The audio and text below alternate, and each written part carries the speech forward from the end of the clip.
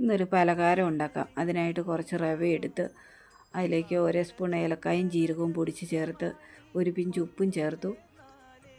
ചക്കപ്പഴം വരട്ടിയതിട്ട് കൊടുത്തു. ഇത് നാട്ടിൽ നിന്ന് കൊണ്ടുവന്ന് വെച്ചിരുന്ന ചക്കപ്പഴം വരട്ടിയതാണ്.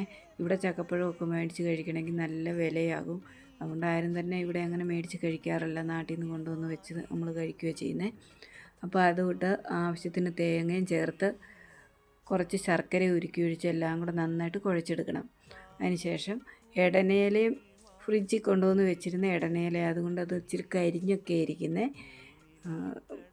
അതിനകത്തേക്ക് ഇങ്ങനെ കുമ്പിൾ പോലെ ആക്കിയിട്ട് ഇത് നമ്മൾ കോരി നിറച്ചിട്ട് അകത്തേക്ക് ഇങ്ങനെ മടക്കി നല്ല കവർ ചെയ്തെടുക്കണം. എന്നിട്ടിത് ഇഡ്ഡലി തട്ടിനകത്ത് ആവിയിൽ പുഴുങ്ങിയെടുക്കണം. അപ്പോൾ ഇത് പല പേരിൽ അറിയപ്പെടുന്നത് കുമ്പിളപ്പം, ഇടനയപ്പം, പൂച്ചയപ്പം, പൂച്ച പുഴുങ്ങിയത്, ഇങ്ങനെയൊക്കെ പറയും. ഓരോ നാട്ടിലും ഓരോ പേരാണ്. അപ്പോൾ എല്ലാവരും ഇതൊന്ന് ട്രൈ ചെയ്ത് നോക്കും.